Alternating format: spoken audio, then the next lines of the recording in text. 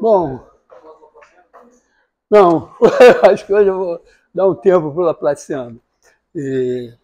Dar uma guinada. Se bem que alguma coisa assim. Eu vou começar uma viagem que tem a ver com uma coisa que é importante para os físicos, né?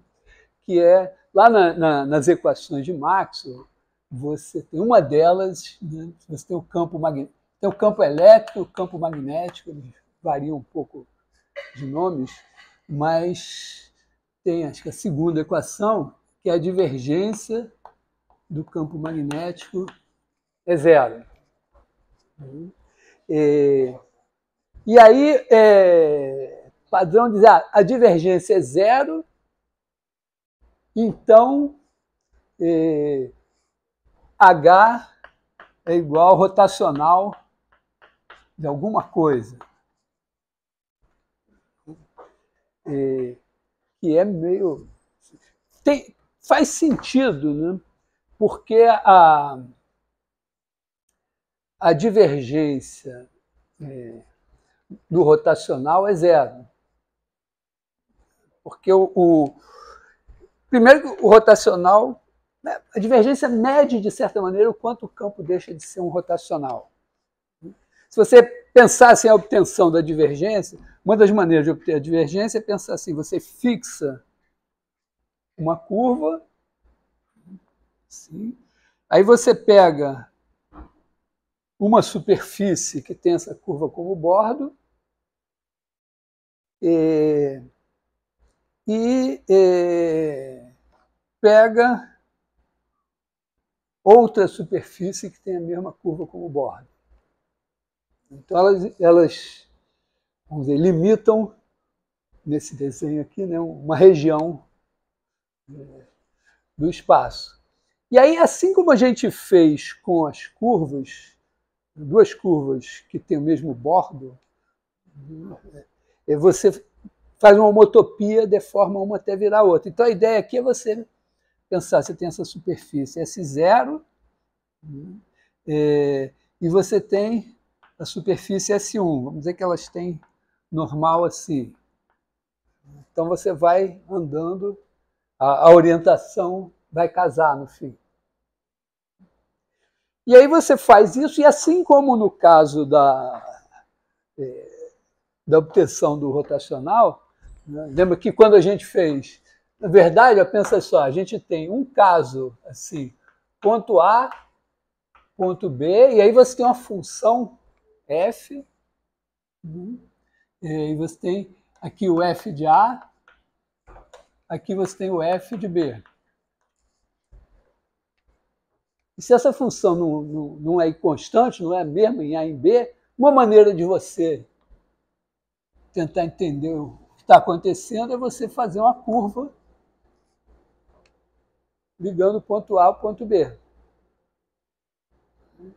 E o teorema que sai daqui é que f de B menos f de A, né, que tem uma curva C, quer dizer, o B menos A é o bordo da curva C, isso é igual à integral sobre a curva C do gradiente de f dszinho, integral de linha.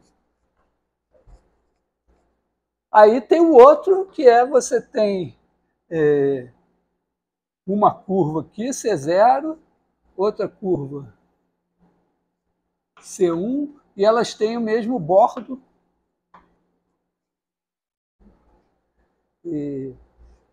Só que, eventualmente, você tem aqui um campo F, então aqui você tem o campo F,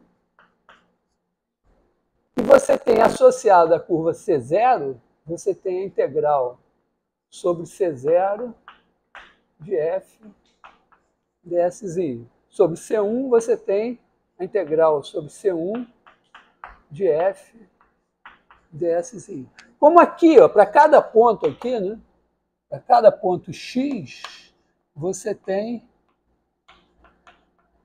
f de x. Aqui, para cada curva, não precisa estar ligando esses dois pontos, mas né, qualquer curva que você pegar aqui, uma curva C, você tem a integral de f sobre C.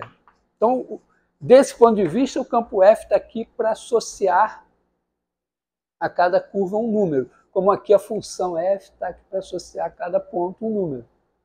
E como aqui eu posso ter um campo G e quando eu olho para S0, eu faço a integral sobre S0 de G ds, o fluxo de G. Se eu olhar para S1, eu tenho a integral sobre S1 de G ds.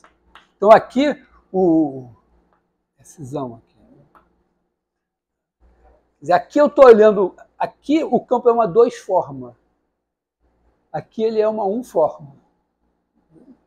E aqui a gente tem, né, o teorema de Stokes. Quando a gente investiga isso, a gente sai com essa integral sobre S1 de f ds menos a integral sobre S0 de f ds.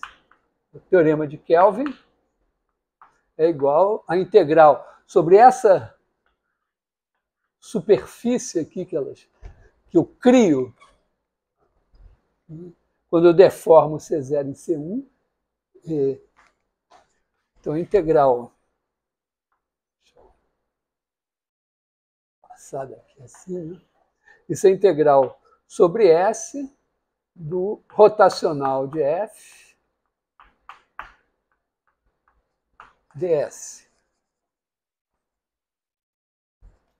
Um subproduto disso é o seguinte, que se o campo é rotacional de alguém,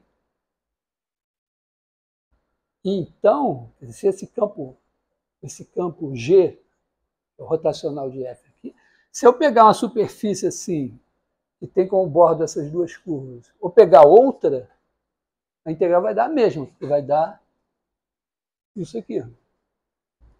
Assim como, se eu pegar um gradiente, na hora que eu fizer a integral, qualquer curva que eu fizer saindo de um ponto A, chegando no ponto B, a integral vai dar sempre a mesma. Então é meio que isso. Aqui, se eu jogasse aqui um gradiente, a integral sobre S0, um gradiente não, um rotacional, né? Se esse G fosse rotacional de um F, eu teria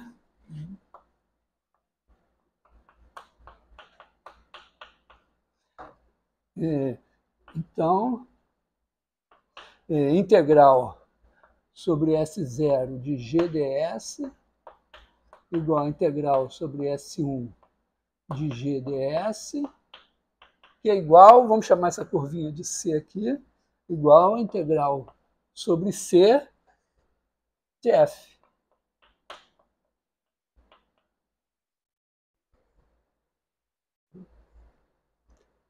Se eu estiver fazendo a integral de superfície de um rotacional, aqui a integral dele dá. A integral do rotacional dá a integral do campo F nesse negócio.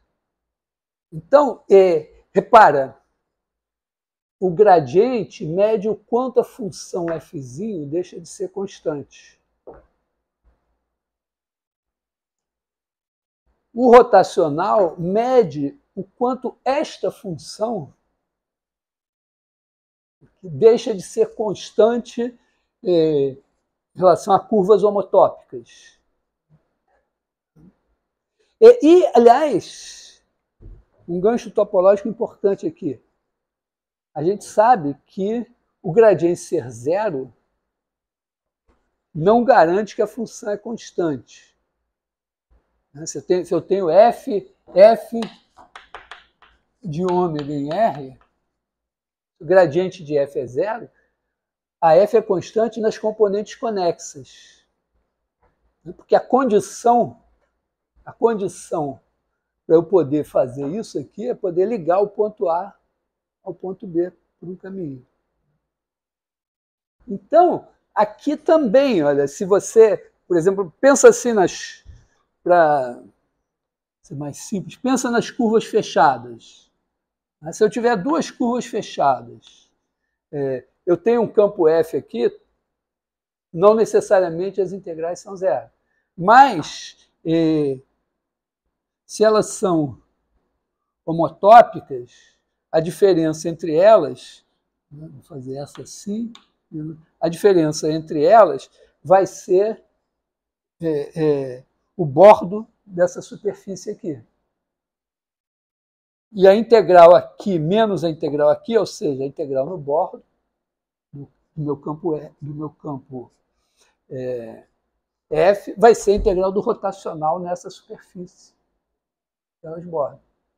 Ora, essa superfície só existe, essa superfície é uma espécie de caminho ligando essas duas curvas. Assim como aqui eu tenho um caminho ligando dois pontos. Então, aquela coisa que eu estava falando, você tem as curvas fechadas, dependendo de como for a região do espaço, duas curvas fechadas podem ou não ser homotópicas. Quer dizer, a homotopia de curvas é isso aqui.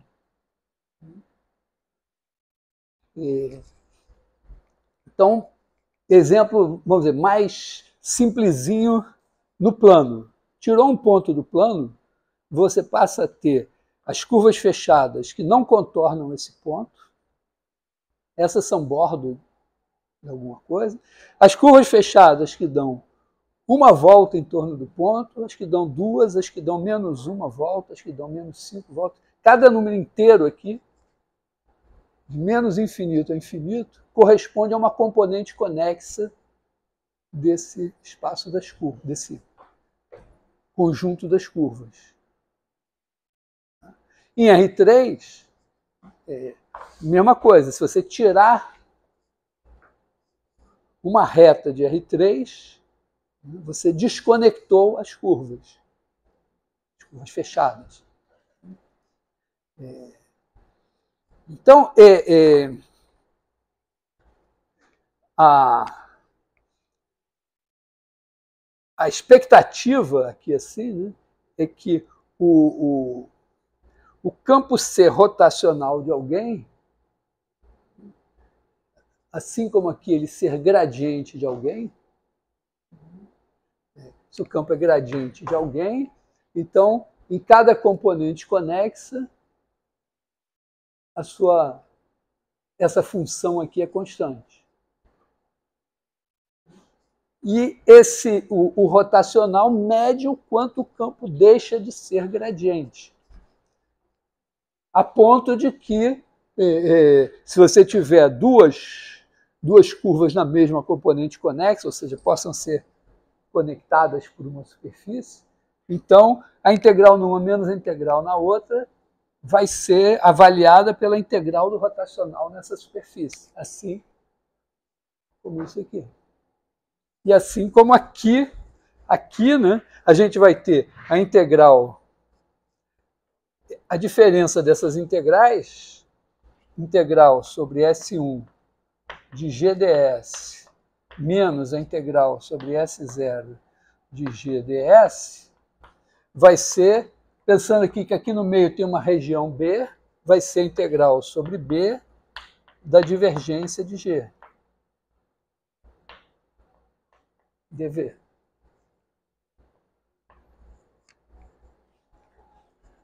Então, a divergência, de certa maneira, também, né? Você pode pensar que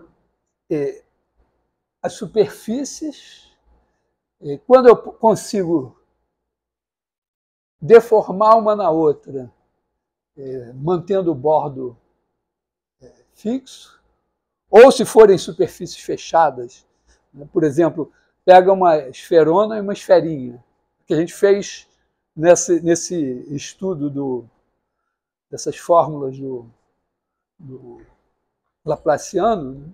A gente tinha um buraco no espaço, um ponto, né, onde o campo não estava definido, então a gente pegava uma superfície, ela era fechada, mas tinha o problema ali. Aí você pega uma outra superfície menorzinha, de maneira que você pode deformar a menorzinha na grande sem passar pela singularidade.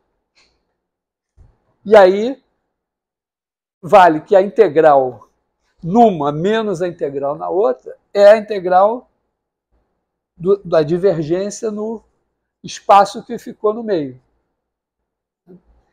Repara que o objetivo do teorema da divergência não é que você quer calcular uma integral de superfície e você transforma em integral volumétrica. É formular essas coisas. E claro, se essa divergência é zero, você ganha que essas duas integrais são iguais. Então, quando você tem o campo 1 sobre norma de x ao cubo, x, que é o campo, vamos dizer, da carguinha, aqui assim, né? Ele sai assim. Aí você bota uma superfície aqui assim. Qual é a integral desse campo sobre essa superfície? Sei lá como calcula. Mas eu sei o seguinte, o laplaciano desse negócio é zero. Aliás, o laplaciano não, aqui já é o campo, a divergência desse cara é zero. Então, se eu pegar essa superfície aqui e pegar essa superfíciezinha aqui, eu posso deformar uma na outra sem passar pela singularidade. Como a divergência desse cara é zero, a integral aqui é igual à integral aqui. A integral aqui é mole, eu botei uma superfície com centro, uma esfera com centro nesse ponto aqui, então eu não preciso nada, né? Quer dizer, certo? Aqui eu pego a esfera de raio epsilon. Então a integral sobre a esfera de raio epsilon desse campo F aqui é igual à integral sobre a esfera de raio epsilon. Isso aqui é 1 sobre epsilon ao cubo. X, eu vou multiplicar pela normal. Aqui eu tenho x, a normal, eu estou na bolinha de raio epsilon. Então esse cara daqui é igual ao normal, só que o normal tem norma 1, esse cara tem norma epsilon. Então o vetor normal aqui é x sobre epsilon. Tá? Estou substituindo o ds vetor pelo normal vezes ds.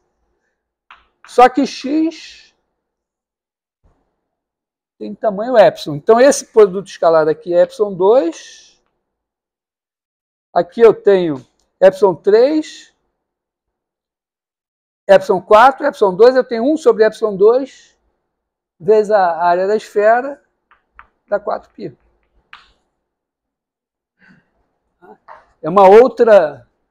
Eu fiz essa coisa do ângulo sólido lá, fazendo a projeção e tudo. Mas é isso, a homotopia entre as duas é exatamente projetar essa esfera aqui. Essa superfície na esfera.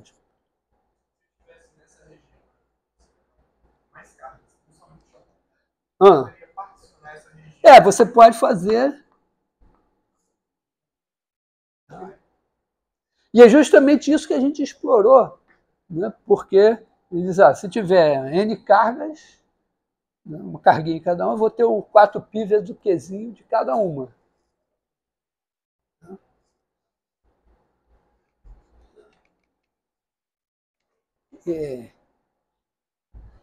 Então, o problema, né,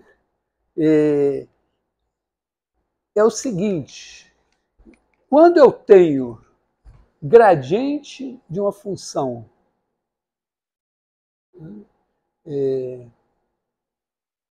igual, quer dizer, quando eu tenho gradiente fzão e eu tenho rotacional de fzão igual a zero,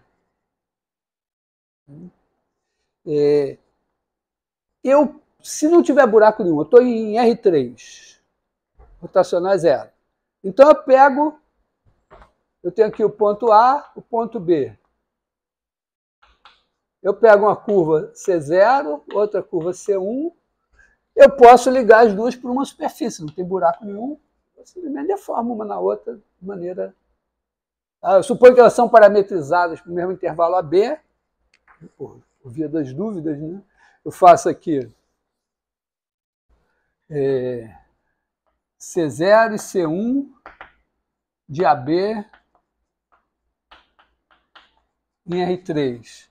Então eu faço uma H de ST, eu vou começar na C0 e terminar na C1. Então, 1 menos S C0 de T mais S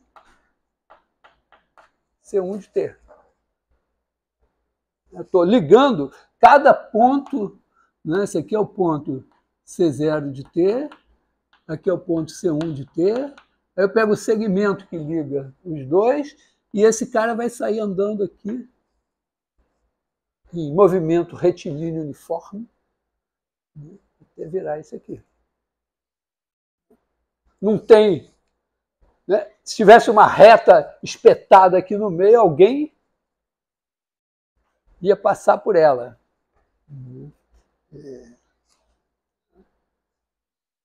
Então, posso fazer isso, significa que a integral independe do caminho. E se a integral independe do caminho, eu tenho uma maneira macetosa de dizer. Então, eu digo aqui, ó, f de A é zero. Tá? Eu estou supondo aqui que o meu rotacional de f é zero e estou querendo procurar o campo f. Então, eu digo f de A igual a zero, f de B é a integral de A até B. F de B igual a integral de A até B de f de C de T, C ponto de T, dt, que é a integral sobre C de f, onde C é qualquer curva que começa em A e termina em B. E aí eu mostrei que funciona, se o meu campo for minimamente C1, contínuo, esse negócio, essa F que eu construo assim, tem como gradiente o campo Fzão. Então a questão aqui é meio que a seguinte, ó. Tá tudo bem? Pode perguntar. Isso são as coisas que vocês precisam saber desse curso. Então, a hora de perguntar é essa. Se você não entendeu a fórmula de Poisson, tudo bem. Em algum momento mais à frente, se você precisar. Você sabe que eu terminei o meu curso de cálculo 1, 2 e tal, sem saber métodos de integração. E realmente eu precisei deles quando eu fui dar aula de cálculo, aí eu aprendi. Então, dependendo do que você vai fazer, mesmo que você faça matemática profissionalmente, mas é que você nunca precise saber métodos de integração. Como tem gente que matemática não sabe tabuada, coisa assim. Então, mas os conceitos, as ideias principais, precisa saber.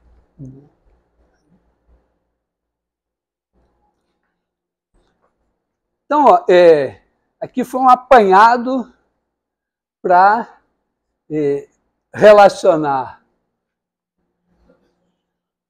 o conceito do gradiente, o conceito do rotacional, o conceito da divergência, e que eles todos dizem que a integral sobre o bordo de C de ômega é igual à integral sobre C de d ômega, que é o teorema fundamental do cálculo, que que a gente generalizou para situações mais gerais. Mas uma questão que faria sentido colocar ali em R3 e que é importante, porque isso aqui é um passo inicial, né? Talvez eu faça isso, mas recomendo olhar a aula do Marcos Vinícius, que está lá no meu canal, acho que ainda não botei na playlist, que é um passo importante em, de repente, fazer aparecer a equação da onda a partir das equações de Maxwell. E passa por dizer, o campo magnético, já que a divergência dele é zero, então ele é rotacional de alguém. Assim como a gente diz, se esse campo aqui, se esse campo F, o rotacional dele é zero, então ele é gradiente de alguém. Mas a gente sabe que não é bem assim, depende da topologia do espaço. Mas aqui tem uma dificuldade adicional. É claro, né? Claro, por exemplo, que eu olho para esse campo aqui, eu sei que a divergência dele é zero.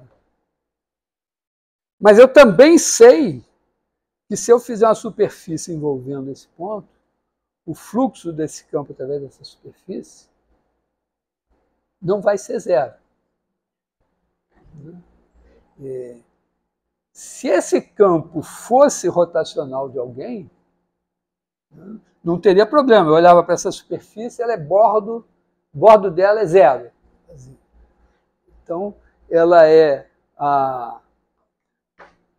se ela é rotacional de F, então a integral nessa superfície do rotacional de F é igual à integral de F no bordo dessa superfície, é zero.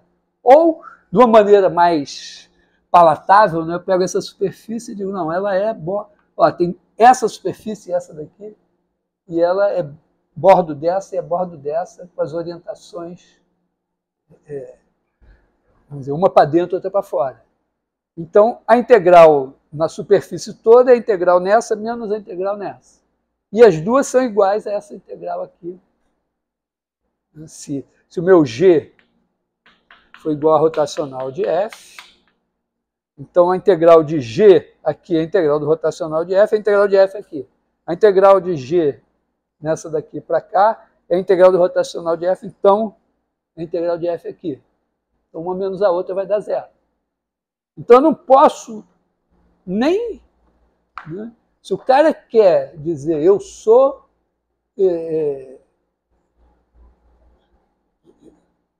rotacional de alguém, primeira coisa, o primeiro teste é essa superfície fechada aqui, que não não pode ser contraída em um ponto, vamos dizer assim. Ela não é bordo de ninguém na minha região. Tem um buraco ali. Vamos ver, mostra a sua integral aí. Se não der zero, não pode. Mas tem uma diferença entre não dar zero e não dar zero. Tem o que não dá zero, porque nem a divergência dele é zero. Tipo, vamos dizer, eu pego um campo aqui, x, x, x, x, x. Aí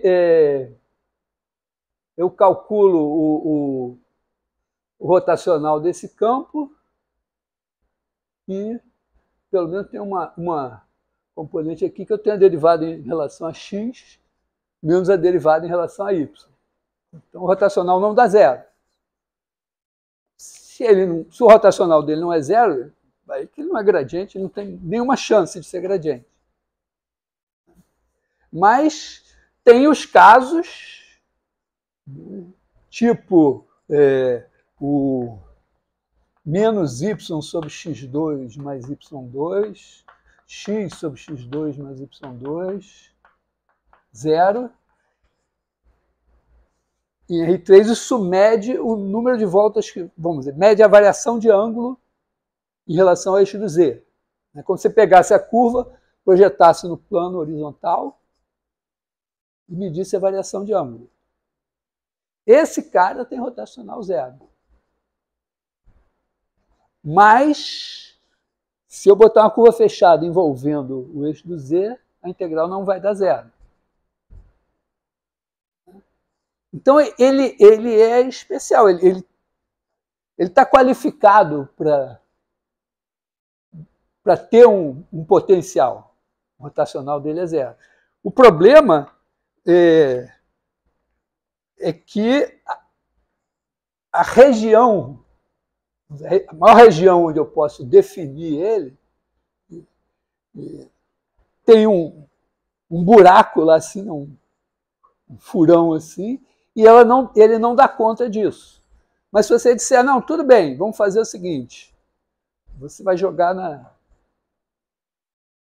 sub-17, alguma coisa assim, ainda não está. Né? Então você pega o eixo do z e tira um semiplano que tem o eixo do z como bordo. Agora, nesse aberto de R3, não tem mais como uma curva dar volta no eixo do z, porque ela teria que furar esse semiplano. Então agora toda curva fechada aí vai ser homotópica a um ponto. E aí quando eu fizer a integral do meu campo sobre essa curva fechada, eu tenho uma homotopia a um ponto, vai virar igual, e o rotacional é 0. Então vai dar a integral do rotacional nessa superfície que eu criei e que não passa pela singularidade. E aí vai dar 0. Aí a integral vai independer do caminho. Então você vai ter... agora, nessa região, esse cara é conservativo, tem um potencial para ele. Essa é uma versão mais difícil um pouco do que a gente faria no plano. Aqui no plano você tem menos y sobre x2 mais y2, x sobre x2 mais y2. Se eu integro isso, eu tenho a variação de ângulo. O meu problema é que, se eu quiser, o ângulo deveria ser o cara cujo gradiente é isso. Só que se eu definir o ângulo aqui como, sei lá, alguma coisa entre 0 e π sobre 2, e sair andando, e voltar aqui, eu vou voltar com uma variação de 2π. Então, a coisa que eu posso fazer é dizer, não, eu vou proibir as curvas de darem a volta na origem. Eu tiro, por exemplo, os reais positivos, e agora tudo bem, a curva veio aqui, se ela quiser fechar, ela vai aumentar o ângulo, e aí eu posso definir o ângulo de maneira contínua. Claro, aqui é óbvio, né? O ângulo, você pega cada ponto, é esse ângulo aqui e tal, não tem problema, porque você não vai... Mas você poderia fazer isso assim, pegar qualquer curva assim, tirar, e também vai ter um ângulo definido para cada ponto. Tá claro aqui?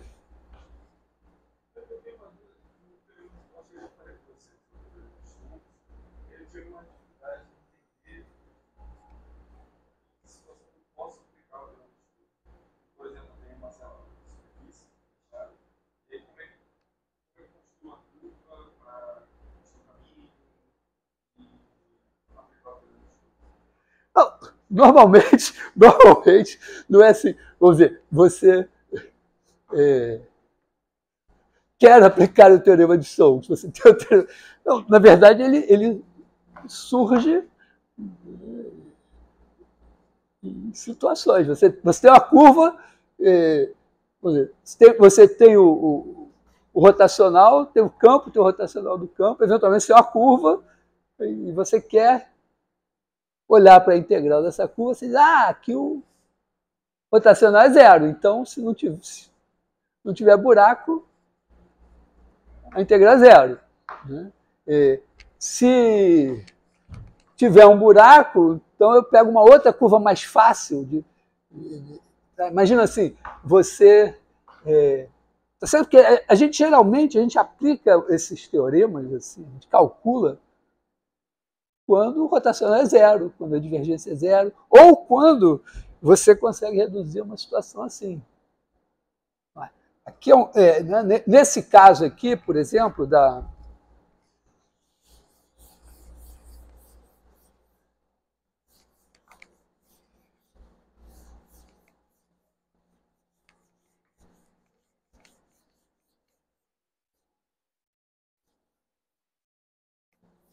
fazer um cálculo assim. Vou pegar esse campo aqui, f de x, yz igual a menos y sobre x2 mais y2, x sobre x2 mais y2. Eu gosto tanto dele que eu até decorei. Zero. Aí você me diz assim, peraí, então tá bom, eu te dou uma elipse assim, nem uma curva, uma que dá para calcular, né? Uma elipse assim, né? De maneira que você consiga minimamente ver que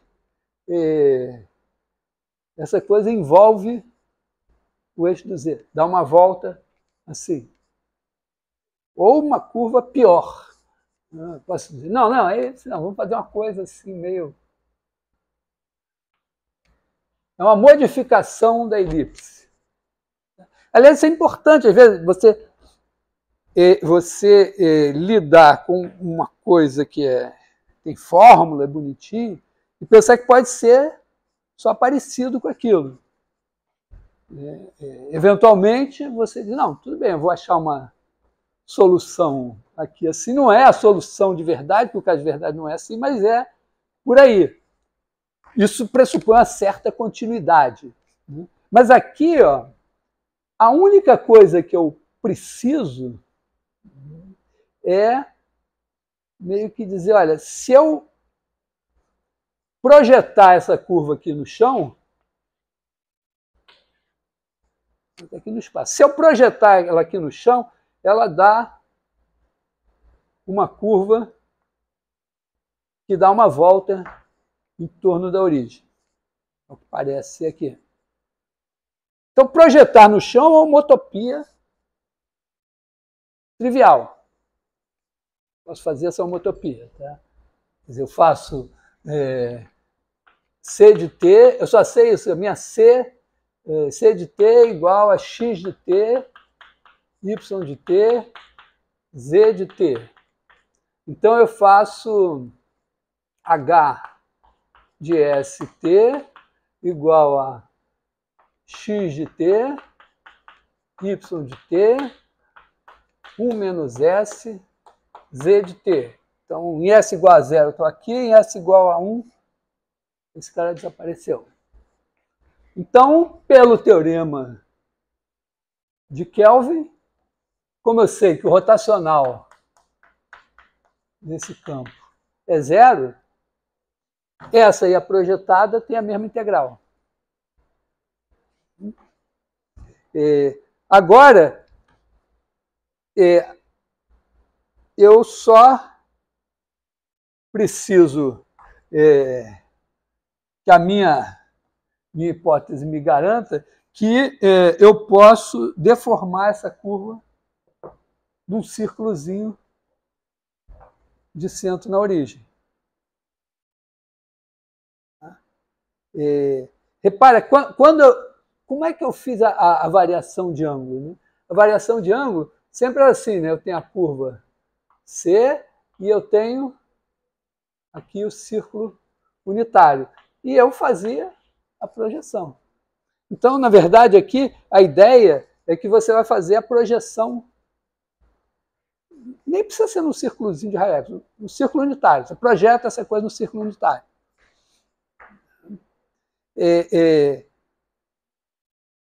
Se a informação que você tem sobre a sua curva diz que você pode fazer, né, agora, vamos dizer, se você fizer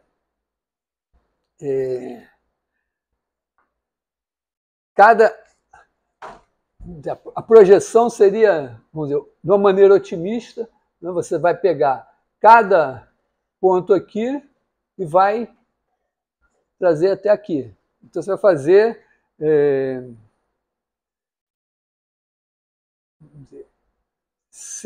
vamos dizer, H de ST vai ser igual a 1 mais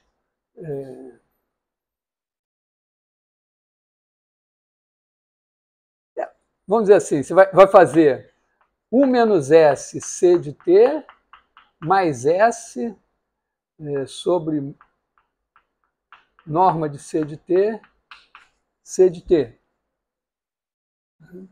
Supondo que isso aqui não se anula nunca, tem que ter a garantia de que realmente a sua curva, vamos dizer, não vai... Acho que está tranquilo, né? O C de T está aqui, esse cara está aqui, aqui no meio não está a origem, então você está andando por aqui. Isso projeta a sua curva aqui. Claro que agora é a hora da verdade. Vamos dizer, o teorema de Kelvin vai me garantir que, como o rotacional é zero aqui, essa integral é igual a essa. E agora a sua informação vai ter que dizer se essa curva aqui realmente dava uma volta em torno do eixo Z, 2, 3, ou quantas ela dá. Porque agora é isso que vai definir o resultado dessa integral. Aqui ainda dá essa curva, vamos dizer, que você obtém para S igual a 1 aqui, né, em princípio, né, a sua curva pode fazer umas coisas assim, então ela vai ser um círculo com idas e vindas. Ainda dá para a homotopia que transforma ele num círculo do tipo cosseno de NT, seno de NT. Eu costumo pensar assim, ela está assim, mas isso aqui é um elástico, né? Que você forçou aí, voltou e tal. Aí meio que assim, você retira os dedos que estão segurando o elástico e ela se ajeita, se distribuindo uniformemente. Eventualmente ela não está começando no 0, 0, mas é só ajeitar. Isso a gente faz é legal, porque essa forma de variação de ângulo, ela, o que ela faz? Você tem a curva aqui, fazendo assim, e aí você projeta ela aqui, e ela vai te dando esse ângulo.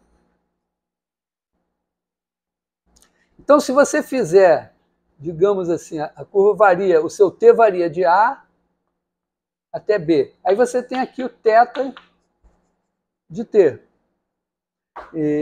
É um exercício que dá um certo trabalho, né? Você mostrar que uma curva que não passa pela origem, C de AB em R2 menos 0, 0, vamos dizer, de classe C1, você vai poder escrever ela como C de T igual a R de T cosseno θ de T seno θ de T. O R você obtém simplesmente pegando a norma de C de T, dividindo C de T pela norma. O θ você obtém, né, o seu θ de T vai ser igual a um certo θ0 que você escolhe para dar o ângulo inicial, mais a integral de A até, né, que seja o θA, de A até T, de menos yx ponto mais xy ponto sobre x2 mais y2 dt. Isso mede a variação de ângulo, então você vai calcular o θ. Mas esse θ vai te dar uma coisa, né? Vai começar aqui, pode ir lá embaixo e tal, pode ir lá em cima também, né? E vai terminar aqui. Só que como você começa e termina no mesmo ponto, sabendo isso daqui, né, o R você sabe, ele começa na norma do cara e termina na norma do mesmo cara. O ângulo, não. Mas com seus conhecimentos de seno e cosseno, você sabe que se voltou com o mesmo seno e o mesmo cosseno, então o ângulo variou de um... Quer dizer, esse negócio aqui é 2n π, se a curva é fechada.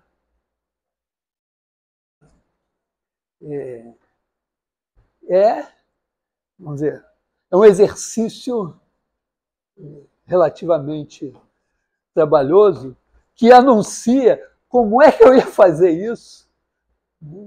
Imagina você fazer a mesma coisa, no caso lá, essa quantia que eu fiz assim meio... Fiz roubando, porque olha só, você tem uma superfície parametrizada aqui em R3, que não passa pela origem. Você vai projetar aqui.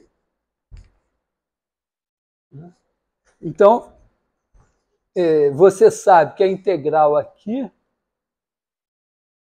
vai ser igual à integral da projeção aqui, se você fizer o campo x sobre norma de x ao cubo, porque a divergência dele é zero. Agora, quero ver você provar da mesma maneira, né, que essa integral aqui realmente vai dar... vou dizer, não é tão simples agora, que tem muito mais maneiras dessa superfície cobrir a esfera e garantir que isso é um número inteiro. É uma teoria mais pesada para fazer isso. É um pouquinho mais difícil. Então, ou, eventualmente, aqui nessa história também, pode ser que o seu rotacional não seja zero e tem alguma utilidade você usar ele aqui na história. Porque, na verdade, é isso. O rotacional, a divergência, derivadas exteriores, serve para a gente formular algumas situações. Então, você, dependendo da situação, você tem hipóteses razoáveis. E a gente se contenta, na verdade, né? Achar que a gente, os sábios, os cientistas sabem. Não, a gente consegue, né, formular teorias que expliquem algumas coisinhas simples, e quando aquilo, né, permite que ponha satélites em torno da Terra, que os computadores funcionem, que, sei lá, as vacinas, né? Porra, você acha poderosíssimo, mas é pouquinhas coisas, e algumas dão certo e produzem. Mas diante do que a gente não sabe... Tá? Então, é isso assim. Eu queria, então, explorar, dizendo assim, explorar essa questão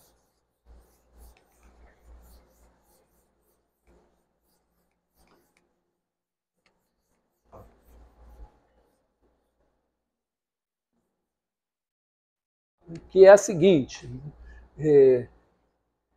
eu tenho um campo, assim, um campo H,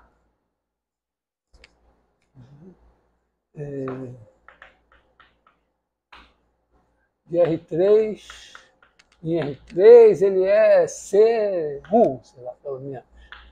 Não me preocupar. Mas o que importa para mim não é nem que ele é C1, é que a divergência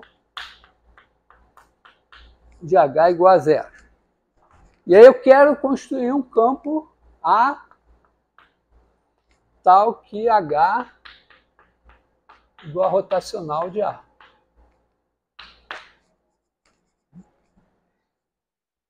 Meio que assim, ó, o que fez funcionar quando eu estava com o campo F de R3 em R3 e eu tinha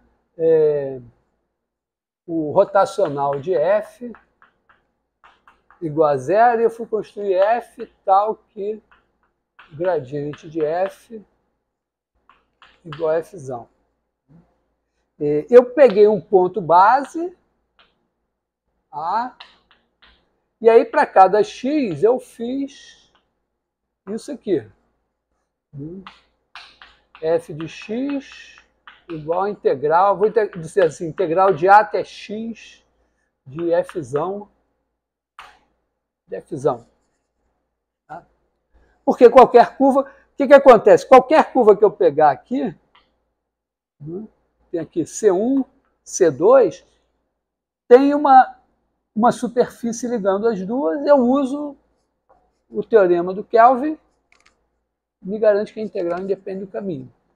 Se eu for fazer aqui, primeiro eu não posso pegar um ponto A e fazer uma integral de linha, porque o meu campo, até ele é um campo em R3, eu posso pensar ele, que tem integral, mas a integral de linha não tem nada a ver com a história, não sei nada sobre a integral de linha. Então, seria até uma coisa assim, pensar,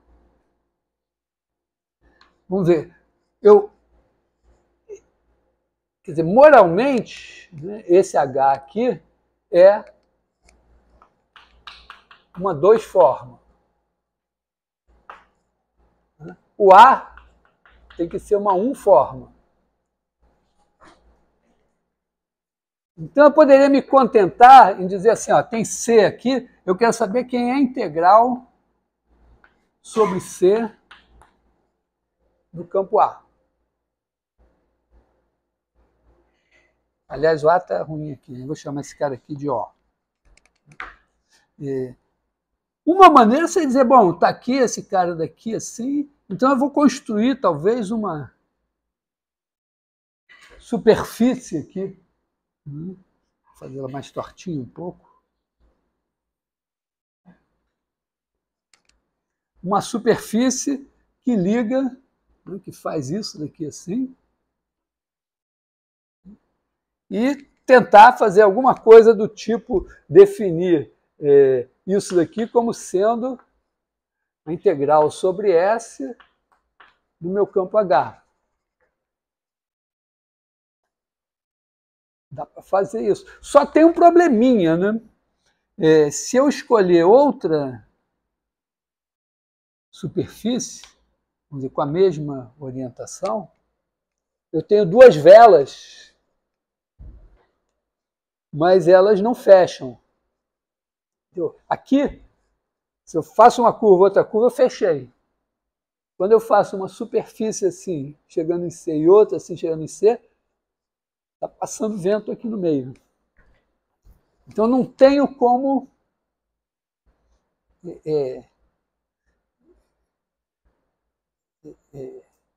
usar a arma que eu tenho aqui, que é o teorema da divergência. Então, isso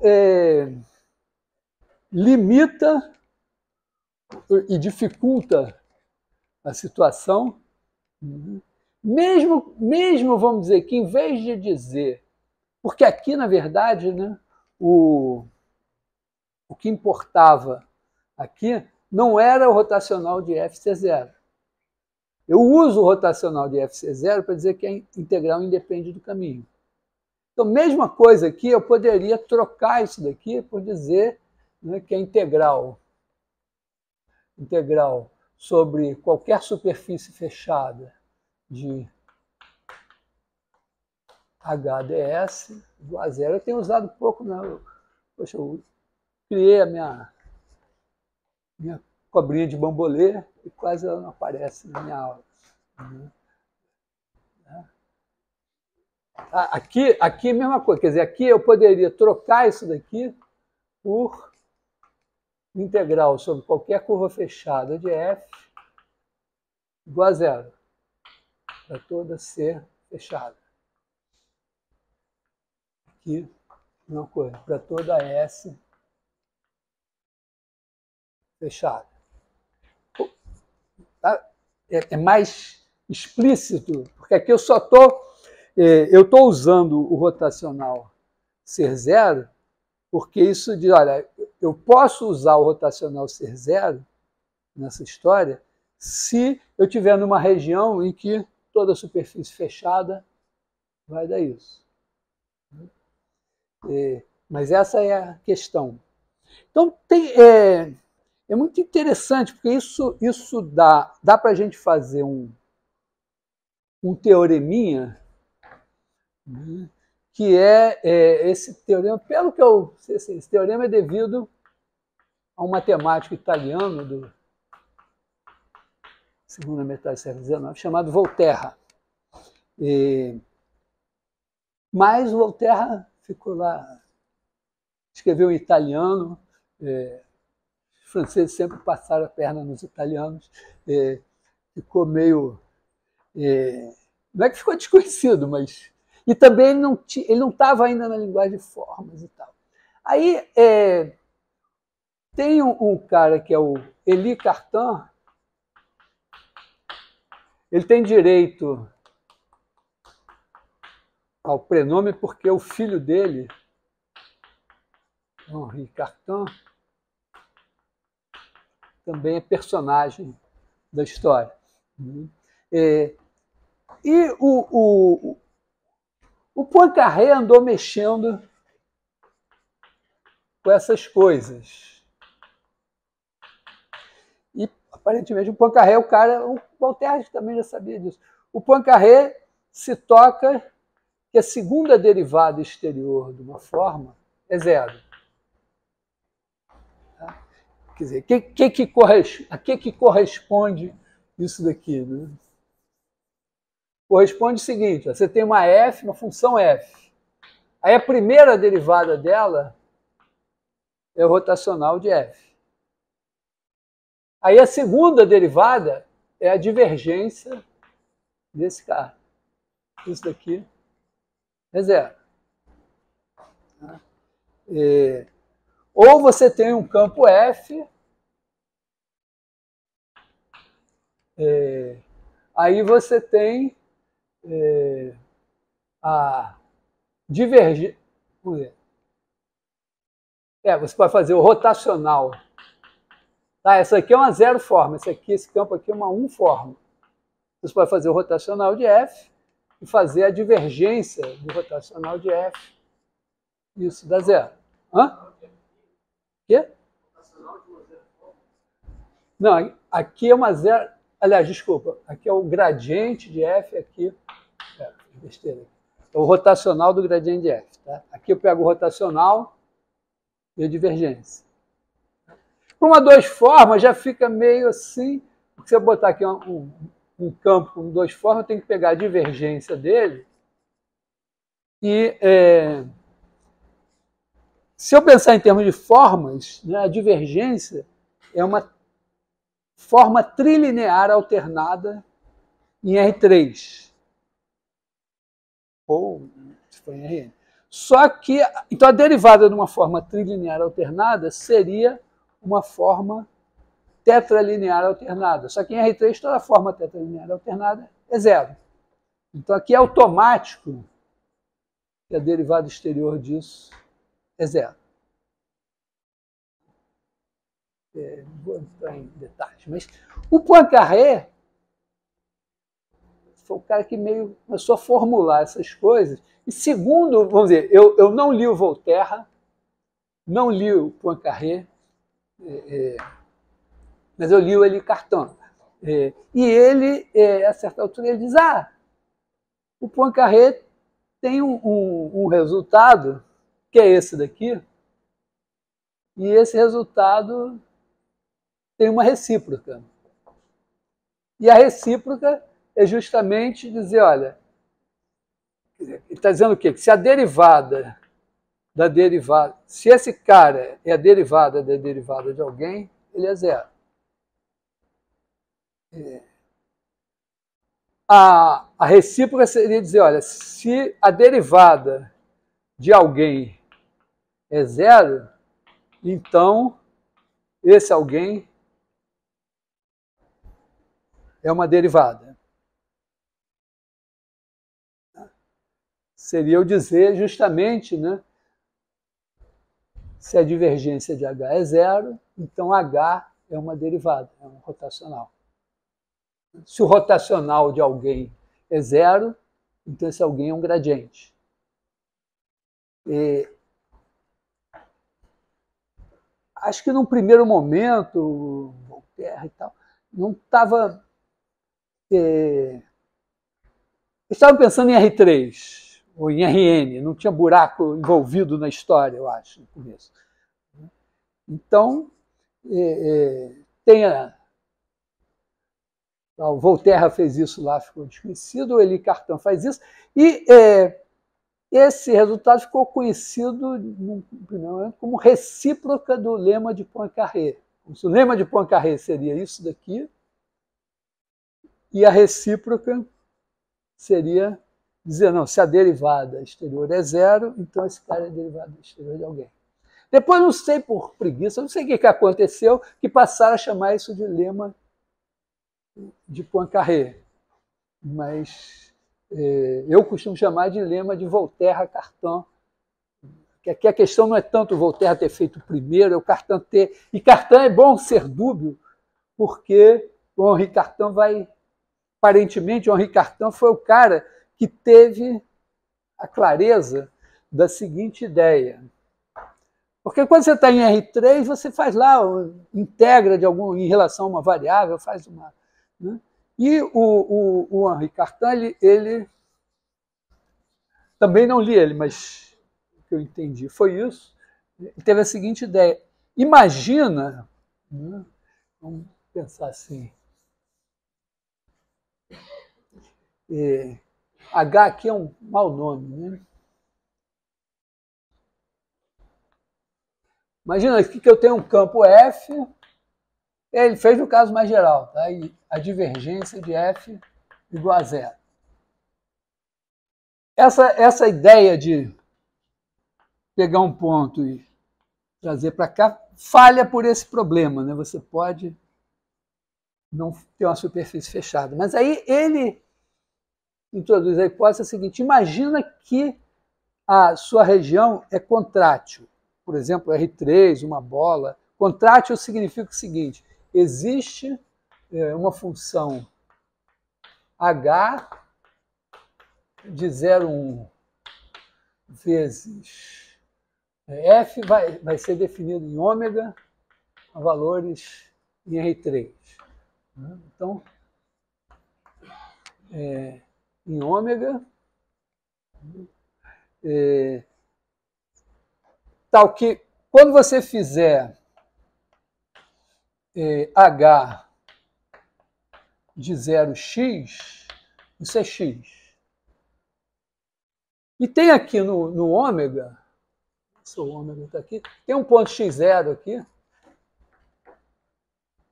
tal que H de 1x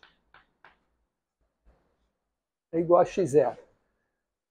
Pode ser o contrário, tá? H de 1x, não sei qual é o melhor. Vou botar assim, H de 1x... Assim,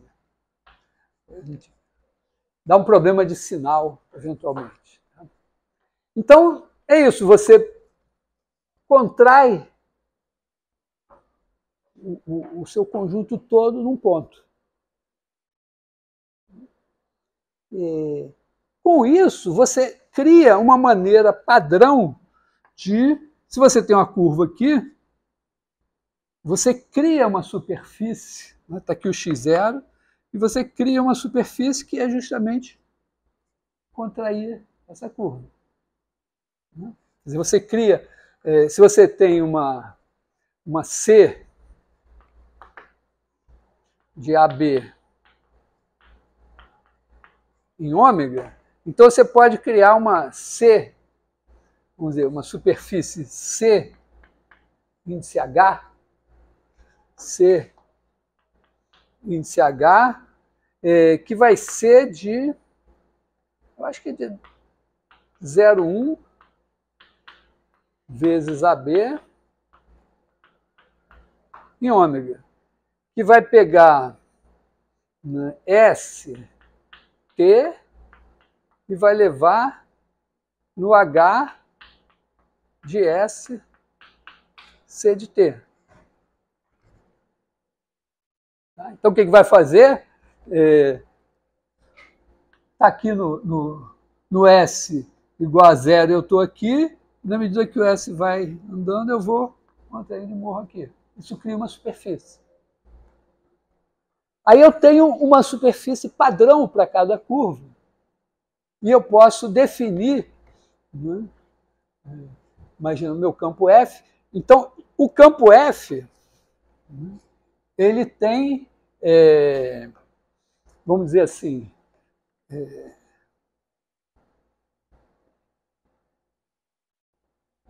ele tem rotacional, não, divergência zero. Tá?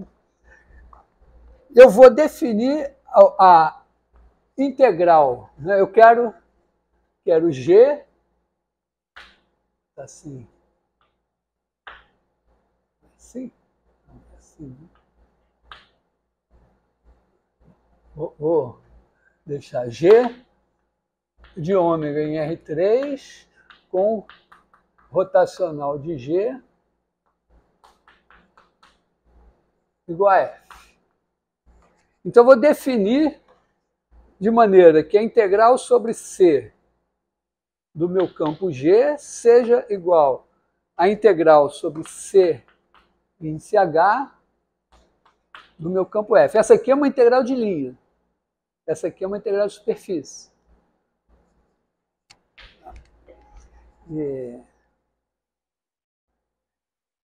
Então, o meu bordo, né, funciona assim, né? Aqui, digamos, a minha C anda assim, aí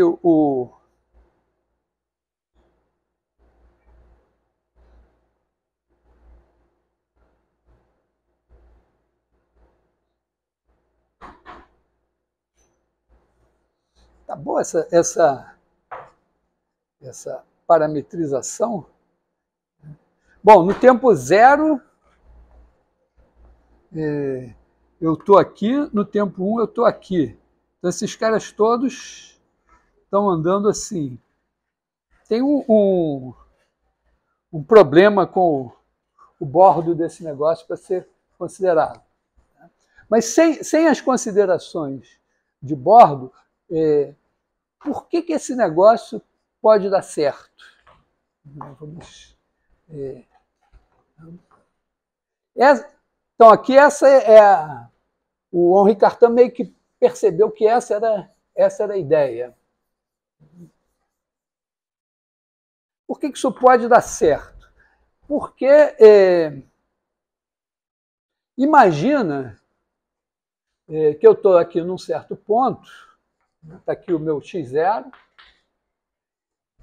e eu defini a minha g. Eu não sei quanto ela vale em cada ponto ainda. Tem uma conta que você faz depois, com certas hipóteses, acha o ponto. Mas eu estou aqui num certo ponto x, e eu quero saber se o rotacional de G em x é igual a f de x.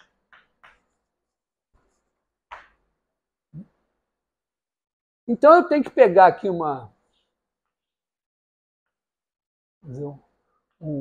bloquinho e vamos pegar um bloquinho aqui, né? C de B em ômega, e olhar para a integral sobre o bordo de C do meu campo G. Olha, essa integral vai dar o seguinte, ó, aqui ela é uma integral assim, aqui tem uma outra coisa, aqui tem outra. Ela é uma integral, isso aqui é uma integral da f sobre, vamos dizer, aqui as quatro faces de uma pirâmide. Vamos chamar isso aqui sobre, sei lá, essa superfície aqui de S. Então, dessas quatro faces da pirâmide. Se eu fechar e acrescentar isso daqui, então eu tenho a superfície P. T. Tá? Então, T, se eu olhar para essa T, eu tenho que acertar a orientação, mas o bordo de T tem cara de ser o quê? De ser S mais ou menos C. Porque C está transformando esse bloquinho nessa superfície aqui. Então, a minha esperança é o seguinte, que a integral sobre bordo de C de G seja igual à integral sobre a bordo de C é isso aqui. Essa é essa superfície aqui. Então, pela minha definição, a integral de G sobre o bordo de C é essa integral aqui, de F. Mas isso aqui seria a integral de F sobre o bordo de T menos, ou mais, sei lá, vou botar assim, mais a integral sobre C de F. Não sei que seja assim. Entendeu? Eu tenho que fazer essa integral aqui. Por definição, como eu defini a integral assim, eu pego a curva e olho essa superfície, essa integral aqui é a soma das integrais nas quatro faces da minha pirâmide. Aí eu escrevo, bom, as quatro faces são o bordo da pirâmide, mais ou menos, eu quero que dê mais aqui, eu acho. Essa integral aqui, que é a integral sobre C. Só que como a divergência de F é zero, e isso aqui é um bordo, isso aqui é igual à integral sobre T da divergência de F, que é zero. E aí eu fico com isso daqui.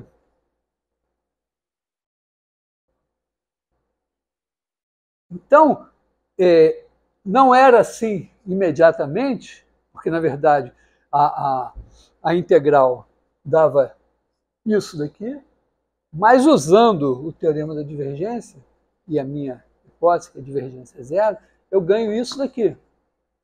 Agora, olha só, o rotacional de G, eu tenho que calcular a integral sobre o bordo de C e dividir pela medida de B. Só que isso está me dando a integral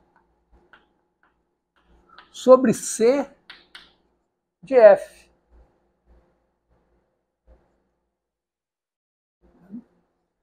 Ora, quando eu faço vamos dizer, pensando assim, que na verdade, eu sei que na verdade eu estou dividindo, o que eu quero é dividir pela área desse negócio aqui. Aqui tem um macete, né, porque isso aqui vai ser, na verdade, né, vai ser o rotacional de G em X calculado em C' de T é 1, C' de T é 2. Que estão aqui meio que para substituir o jacobiano dessa coisa. Mas, moralmente, eu quero fazer essa integral aqui no bordo e dividir pela área da região aqui no meio. Virou uma integral na própria região aqui do meio. que eu vou dividir pela área dela. Quando esse negócio fechar no meu ponto x, vai dar f de x.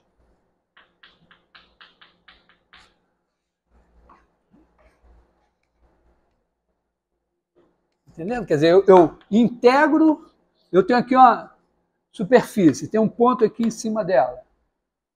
Aí eu integro alguma coisa contínua nessa superfície. Divido pela área da superfície, quando ela fechar em x, vai tender para o valor do integrando em x se ele for contínuo. É o mesmo teorema, aquele do cálculo 1, que você diz que toda função contínua tem uma primitiva. A mesma ideia, sempre as mesmas ideias. Sabe que a gente tem umas 10 coisas que a gente sabe. Agora, né? Quando a gente entrou na universidade, a gente sabia umas 6 ou 7. Né? Semelhança de triângulos, teorema de Pitágoras, sistemas lineares, algumas coisas assim. Soma da PG. Soma da PG é uma das coisas mais importantes. Né? Então, essa ideia, assim, tem que ter um jeito de acertar as orientações para isso dar certo. Cara, isso vai dar certo. E a demonstração é essa aqui. É importante destacar essa demonstração porque, repara, eu não preciso me preocupar com o fato, né, de que com as fórmulas de rotacional, divergência, de derivação e tal, eu tenho um campo F, e aí eu tenho que achar alguém cuja rotacional eu preciso derivar esse cara. Então eu preciso que esse cara seja, tá certo? Esse F daqui, digamos, esse F é contínuo, eu preciso que esse G seja C1, ou pelo menos seja diferenciável. A minha construção, né,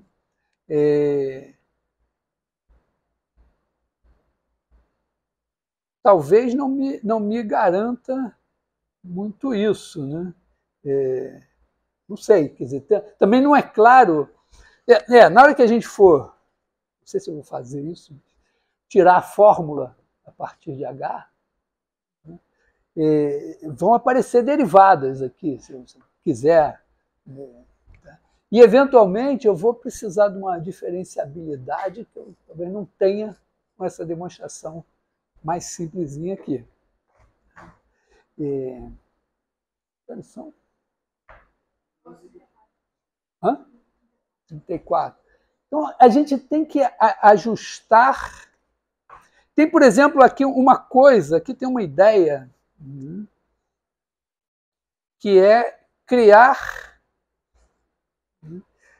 Porque esse H funciona aqui como uma homotopia. Né? Eu estou fazendo uma homotopia pegando a curva C, trazendo para cá. Talvez a gente tenha que se preocupar em formalizar isso para a coisa funcionar. Mas, repara, então a ideia é, cada vez que eu tenho uma curva, eu vou dizer, olha, o meu campo G é tal que essa integral aqui de G é dada por essa integral de F. Primeira coisa. Isso define alguma coisa, vamos dizer, não define o valor de G em cada ponto.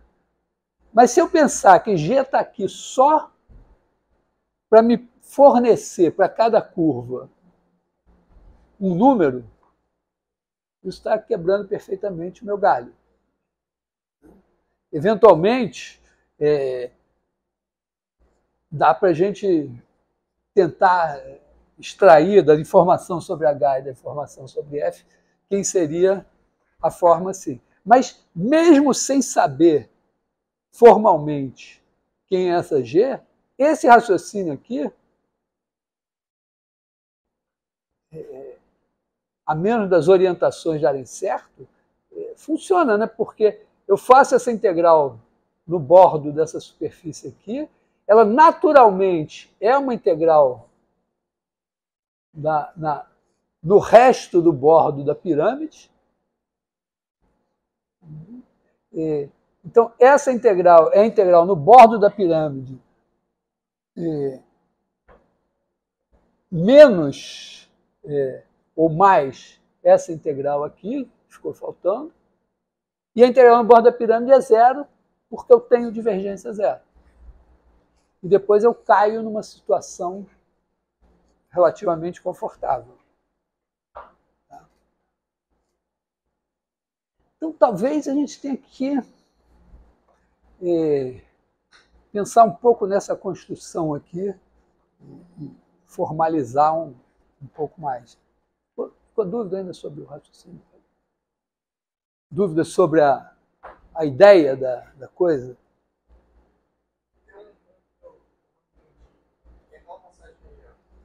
Essa daqui?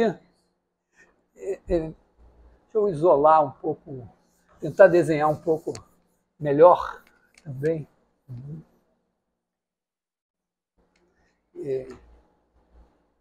A situação é a seguinte, eu tenho aqui o meu x0, que é o meu ponto de base, eu tenho o meu ponto x, e aí eu quero calcular um rotacional em x. Então eu tenho que pegar parametrizar aqui por um bloco em R2, parametrizar alguma coisa aqui assim. Melhor. Assim. Tá? Então esse cara daqui tem o C, e esse cara vira esse aqui.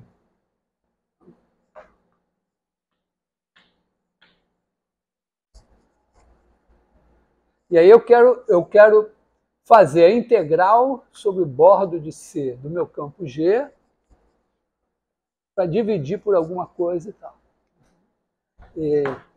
Então, quem é o meu campo G? Bom, o que eu disse é o seguinte, essa integral aqui é dada pela integral. A integral de G aqui é a integral de F nessa superfíciezinha.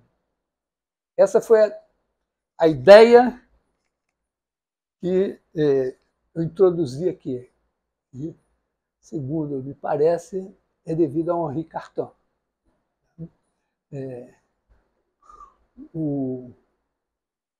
Essa daqui é a integral nessa outra face aqui. Essa outra aqui é uma integral aqui. Cada uma com uma orientação, né, que tem que dar tudo certo. Depois, essa daqui. Então, essa integral nesses quatro trechos aqui, que correspondem a esses quatro trechos aqui, na verdade, é como se eu tivesse aqui, então, a pirâmide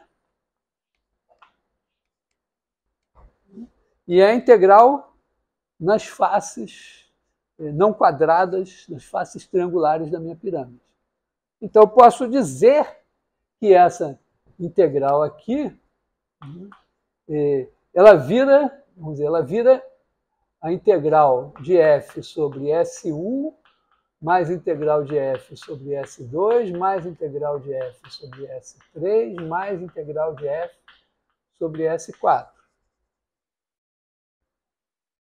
Só falta para ser o bordo da pirâmide, né, a integral sobre C. Isso aqui é a C. Então, eu, roubando aqui, eu digo, olha, mas isso daqui vai então dar a integral no bordo da pirâmide de F mais a integral sobre C de F. Isso aqui é o meu desejo. Claro, pode ser que as orientações aqui digam, não é o bordo da pirâmide, porque, na verdade, as orientações são trocadas, não sei, mas eu acredito muito em Deus, então vai dar certo. senão eu dou ajuda a ele. Então, estou otimista com isso. Aqui pode ser mais ou pode ser menos, mas pelo que eu quero aqui, tem que ser mais. Então, supondo que seja mais, aqui, ó, isso daqui é integral de f sobre o bordo de t. F é uma 2 forma, uma coisa que é integral de superfície. Então, isso daqui é igual a integral sobre o próprio t da divergência de f, que pela minha hipótese é zero. Ou a minha hipótese podia ser, repara, eu só uso essa hipótese nesse momento. Essa hipótese aqui é como eu estou supondo mais do que eu preciso. Não é mais, mas eu poderia dizer, não, a hipótese não é que a divergência de f é zero, é que a integral sobre qualquer superfície fechada é zero. Ocasionalmente, na verdade, supor que a integral sobre qualquer superfície fechada é zero é mais. Por quê? Porque se a integral sobre qualquer superfície fechada é zero, então a divergência é zero. E quando eu calculo a divergência, eu calculo a integral no bordo, que é uma superfície fechada, e divido por alguma coisa. Na realidade, essa hipótese de a integral sobre qualquer superfície fechada é zero é mais poderosa, porque ela garante a existência desse G em qualquer circunstância. É como a diferença entre dizer o rotacional do campo é zero ou dizer que a integral independe do caminho. Rotacional ser zero implica que a integral independe do caminho quando não tiver buracos atrapalhando. Mas a hipótese importante é a integral independer do caminho. Mas a demonstração de que a integral sobre qualquer superfície ser zero implica na existência desse G é mais difícil. De certa maneira, ela é parte do teorema de Verran. Na verdade, o teorema de Verran, de certa maneira, escreve a sua região colando coisas contráteis e dá um jeito de mostrar, porque você pode, entendeu? Você tem uma parte contrátil, então você tem a F, aí você tem um G aqui, outro G aqui, outro G aqui, aí você vai colando. É claro que quando você cola, pode ser que cada vez que você cola dá certo, mas no fim você dá uma volta e não casa. Então, não, casa, mas não é evidente que vai casar. Então, é isso aqui que a gente fez. Tá? Eu preciso, né, ter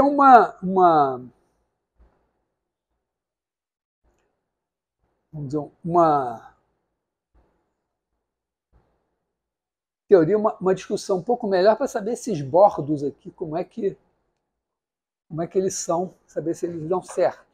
Então, isso aqui parece ser uma ideia geral, né? Toda vez que eu tenho uma homotopia, eu posso criar, né? Tá certo? Eu tenho uma curva aqui, aí eu faço uma homotopia dela com outra aqui. Sim. Então, digamos, eu tenho aqui uma curva C0, aqui uma curva C1. Quando eu faço a homotopia, é claro que aparecem curvas aqui que não estavam incluídas, mas eu crio uma superfície cujo bordo deve ser C1 menos C0 e mais alguma coisa dessas curvas aqui. Essas curvas são o que a homotopia faz com o bordo de C0. Né? A homotopia transforma C0 em C1. E, ao mesmo tempo, ela cria essa curva a partir do bordo de C0. Então, acho que eu vou tentar olhar para isso.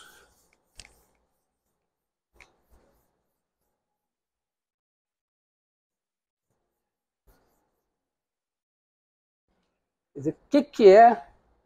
Vamos pensar assim, eu tenho uma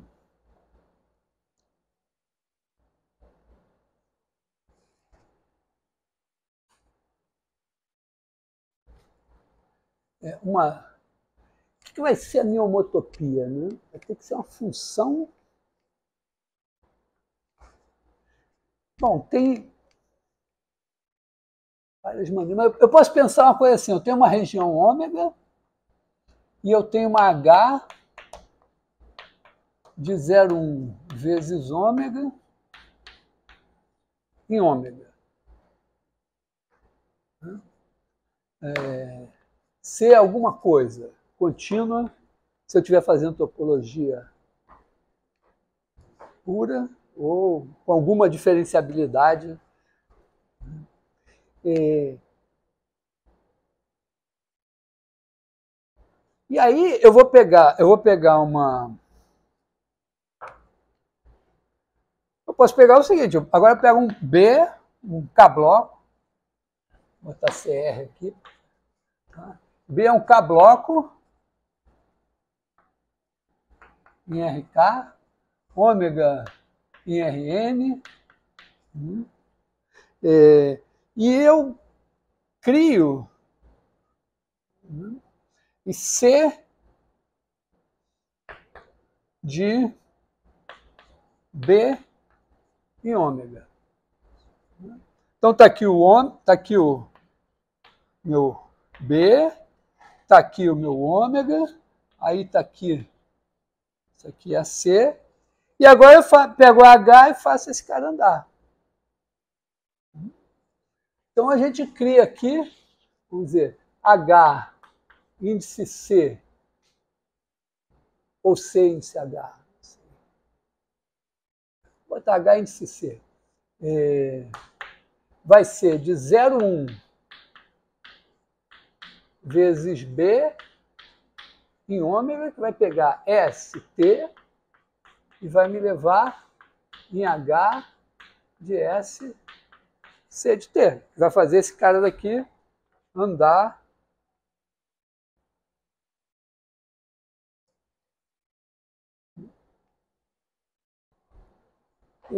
E agora a minha questão é quem é o bordo.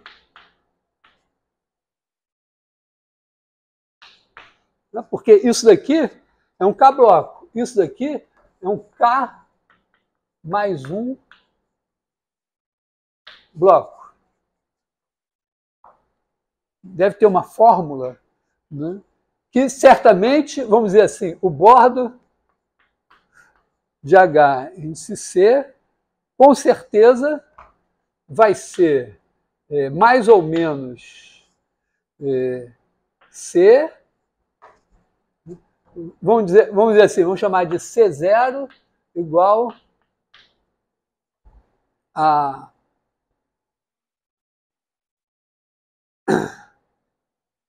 H de... vamos supor, né? Não está escrito aqui, mas acho que eu deveria supor isso, né? H de 0x igual a x. Tá? Porque aí o C0 é H de 0, C0 de T igual a H de 0 C de T, que é C de T. Tá? Quer dizer, a minha homotopia pega o cara e move. Né?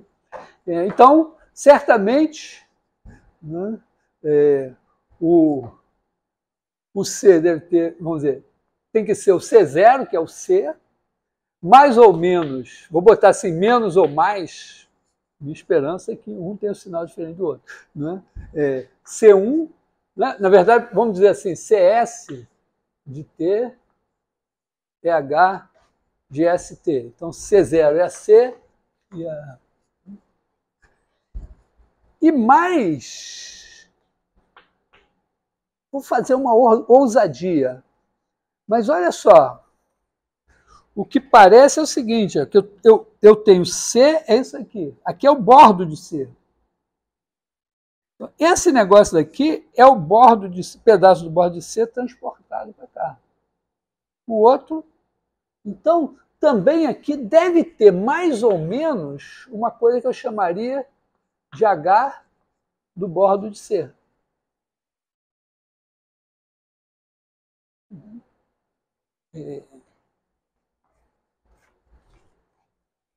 Tá legal?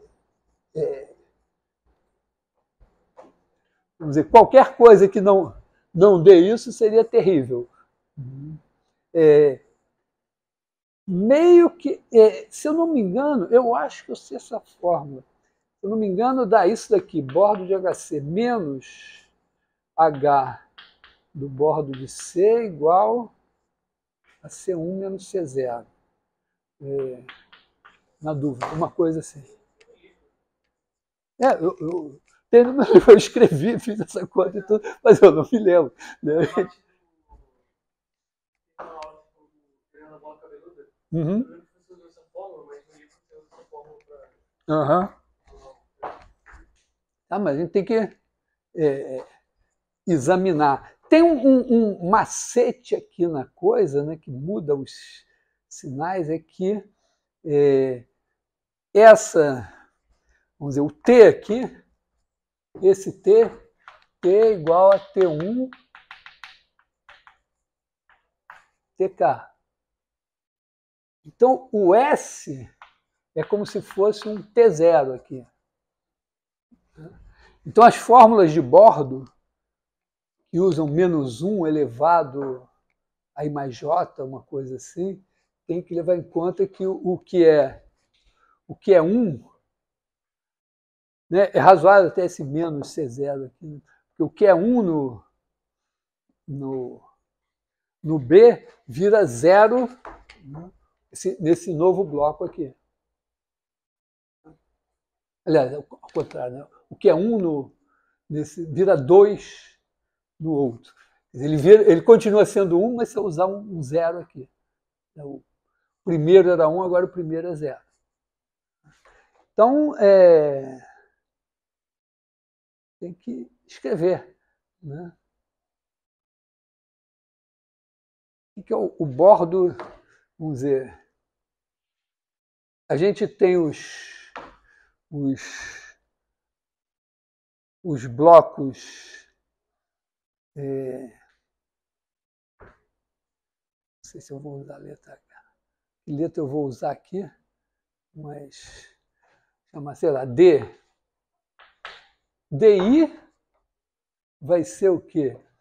DI vai ser igual a B, se I igual a 0, e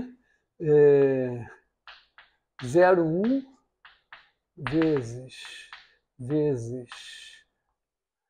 o B aqui a gente vai chamar ele de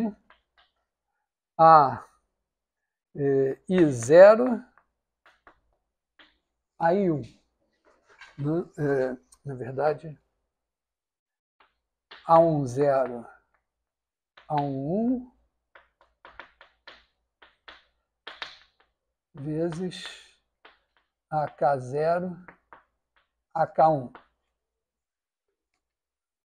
Então aqui a gente vai ter isso aqui, aí aqui o DI eu vou pular o AI0, AI1, ele vai estar riscado, ou o chapéu,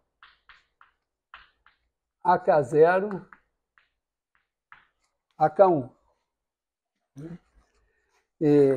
E aí a gente vai ter os HC e J, né? Não sei se eu vou usar essa letra, eu vou chamar aqui, sei lá, chamar isso aqui de gama. Tá? Então, meu gama IJ vai ser de DI em ômega, que vai levar o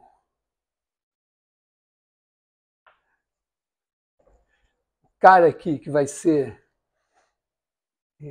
Bom, a gente pode simplesmente, né, talvez a maneira mais simples seja definir, né, que A01, 00 igual a 0, A01 igual a 1, e incorporar o B aqui, certo? Então aqui o DIJ vai ser simplesmente, esse cara daqui vai ser A00, A01, vezes AI0, AI1 de chapéu, vezes AK0, AK1. Então, quando for o zero, está fora, né? Então, aqui você vai ter T0, vamos dizer, S igual a T0, T1, TI chapéu, TK, assim, né? Vai ser o H desse cara.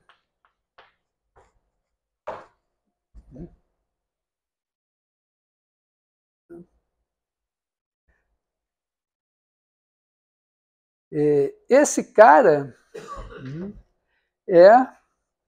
repara,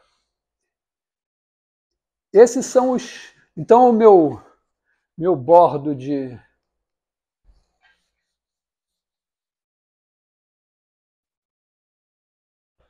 Meu bordo de gama é igual a somatório de igual a 0 até K de menos 1 elevado. Agora o meu I, né, eu vou ter que botar I mais 1 mais J, gama IJ. Tá legal? O gama, o primeiro, né, o gama 1 aqui, na verdade, é o gama 0, corresponde ao I igual a 0, certo? Confira aí que eu não confio em mim, por favor. Tem isso aqui. Então, isso tem... Hã? Não, é porque eu tenho a definição que é exatamente isso, né? Eu crio C em J, essa é a maneira de... Vamos dizer, o gama é definido num bloco, então cada I me diz que eu tirei fora a variável TI. E aí eu faço o gama IJ colocando na posição TI ou... desculpa, aqui eu escrevi errado, né? Aqui é o A IJ. Tá? Quer dizer, na posição... aqui o DI, ó, o DI não tem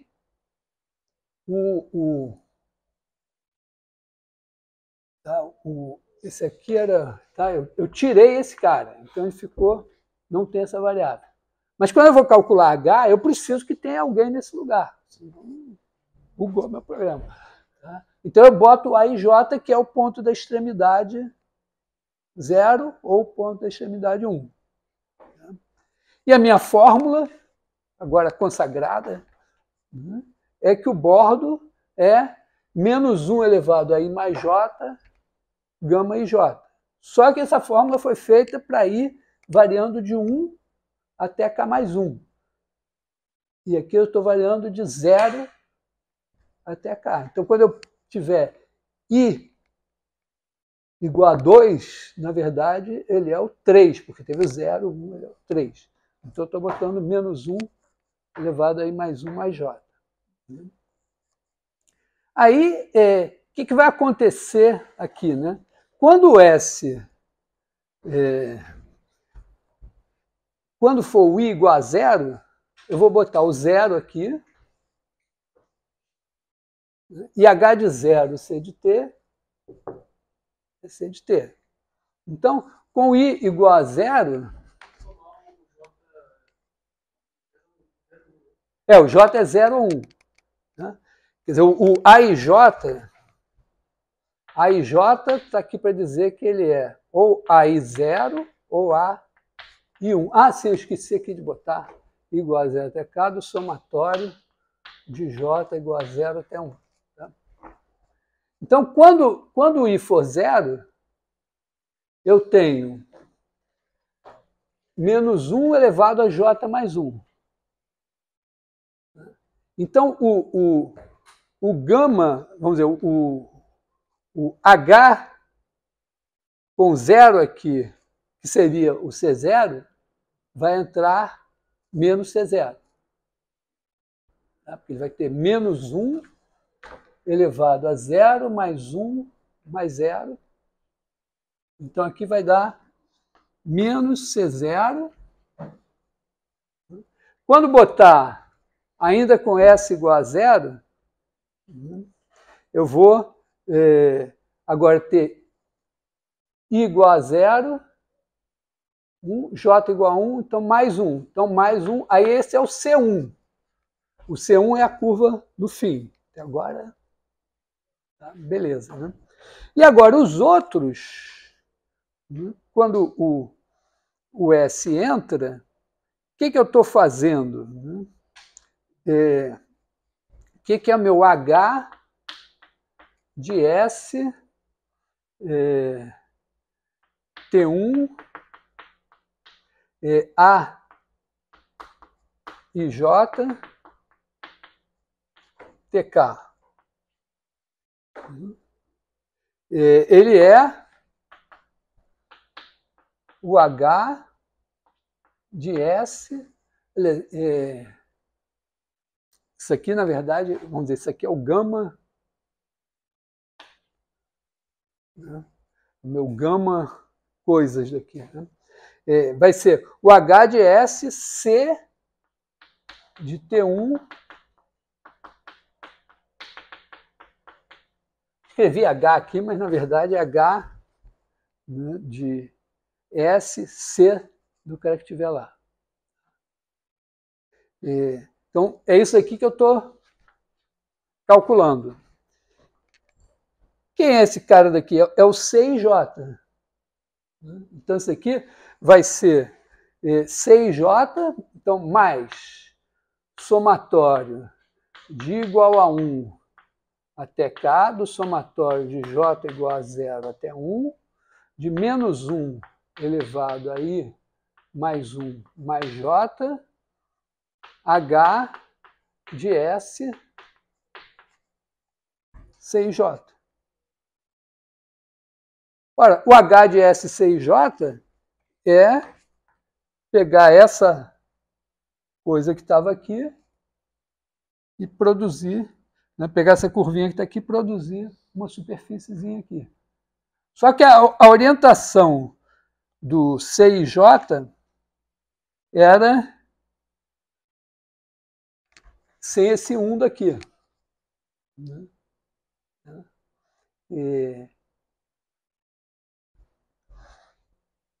Então, ou eu deixo, ou eu escrevo. Bom, posso escrever isso, né? Isso daqui, então, é o C1 menos C0. Todo mundo vai ter orientação trocada. Quer dizer, como se eu pegasse o bordo da C, construísse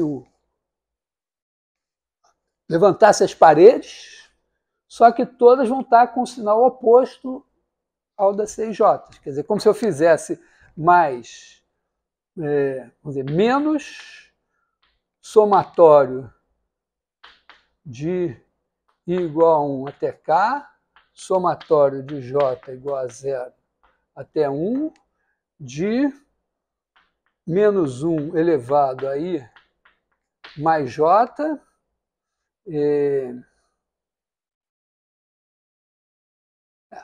H de S, C e J. Cada uma eu estou levantando assim. Talvez faça sentido eu generalizar essa ideia aqui, né? Quer dizer, eu fiz o seguinte, né? Eu criei isso aqui. Se eu tiver uma cadeia Então, eu criei para cada bloco, né, para cada C, eu transformei ele, criei o HC. HC era o quê? A C ia de B em ômega. HC vai de 0,1 vezes B em ômega. E é dada por HC de ST igual a H de SC de T. Isso é para um bloco. Mas se eu tiver uma cadeia, porque o bordo do bloco é uma cadeia. Então, eu posso dizer o seguinte, se eu tiver uma cadeia C igual a somatório de NI, CI, até alguma coisa, tá? Somei vários bloquinhos singulares. Então, eu posso dizer que HC é igual a somatório de igual a 1 até M de NI HCI. Coisa natural, certo? Entendeu o que eu estou falando? Quer dizer, cada bloco que eu tenho, eu levanto, né, ele era uma base, aí eu levanto um tijolo a partir dele. Se eu tenho uma soma de bases, eu levanto um tijolo cada uma e somo. Então é isso. Porque aí isso me permite dizer que esse bicho daqui é exatamente o H do bordo. Com essa definição aqui, esse cara é o H do bordo. Porque o bordo é somatório de menos 1 elevado a I mais J, C e J. Aí eu estou fazendo. Então, eu chego a essa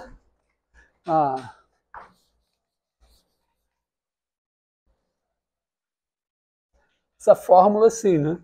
Quer dizer, o bordo de HC, eu posso passar o menos H do bordo de C é igual a C1 menos C0. Agora eu posso trabalhar com isso. Posso fazer minhas contas. Toda vez que a gente tem uma fórmula envolvendo bordos de cadeias e tal, isso tem alguma fórmula correspondente com a derivada exterior. Né? Porque o que a gente construiu foi uma coisa do tipo, uma dualidade assim, né? Quer dizer, a integral sobre C de ômega é uma coisa que é C ômega. E o teorema de Stokes diz só o seguinte, ó, nas cadeias tem uma operação bordo, né, bordo que leva C em bordo de C, nas formas tem uma D que leva ômega em D ômega, aqui leva um K-bloco num K-1, uma K-1 cadeia, aqui leva uma K-forma numa K+1 forma. E o teorema só diz isso, né, que bordo de C ômega é igual a C de ômega. Esse é um momento de grande alegria dos algebristas, tá certo? Virou álgebra. Né?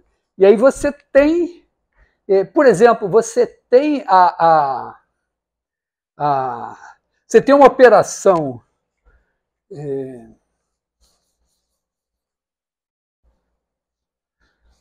operação que acontece é o seguinte, quando você tem aqui M1 e M2, você tem uma φ aqui que transporta coisas daqui para cá, você tem uma cadeia aqui, ela vira uma cadeia aqui.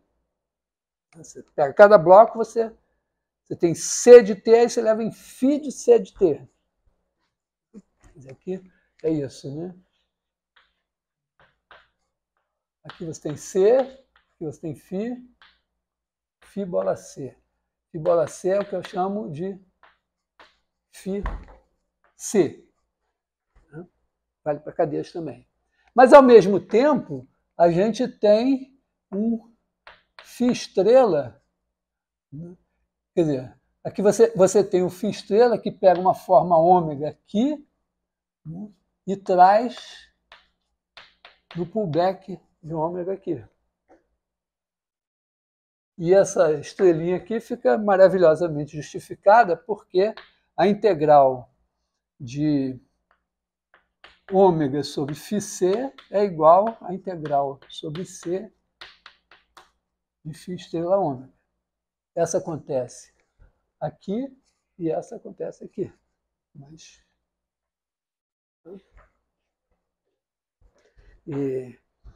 então, provavelmente essa fórmula que a gente acabou de obter, né, que é o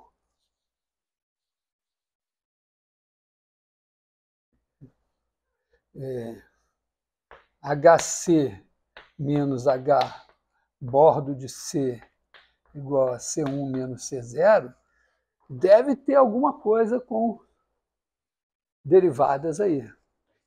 Que são? Eu já passei da hora. Né?